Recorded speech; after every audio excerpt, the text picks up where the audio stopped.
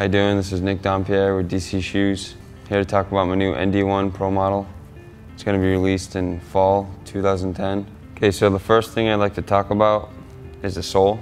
And we used the DGT system on it. You know, there's 3 sections, 1, 2, and 3. First section's for great board feel. We designed it to be real soft, feel your board really well. The second one is for the arch area, stiffened it up a little bit, give it that extra support. And then the third one made it more stiff, for the heel area where it's really common to get heel bruises.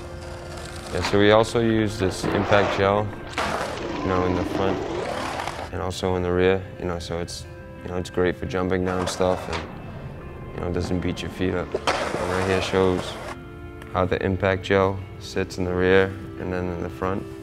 So for the insole, we made it still comfortable but very thin, to keep the good board feel.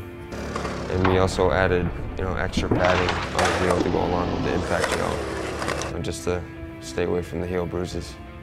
To keep the shoe super durable, we used this super suede material. Definitely lasts a lot longer and it's a lot more grippy. And we also did triple stitching, to keep it, from blowing apart like a lot of shoes do. If you didn't know, I'm really into racing, and it's basically whatever I do when I'm not skating.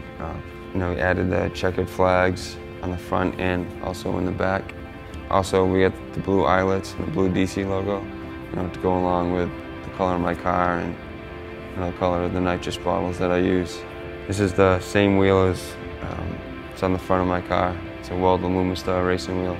I thought it'd be really cool to put it on the bottom of the shoe, just to add into the racing deal. Yeah, I prefer to skate in a mid-top more than a low-top because it gives you the extra support and extra comfort around the ankles. Also, I like the way it looks.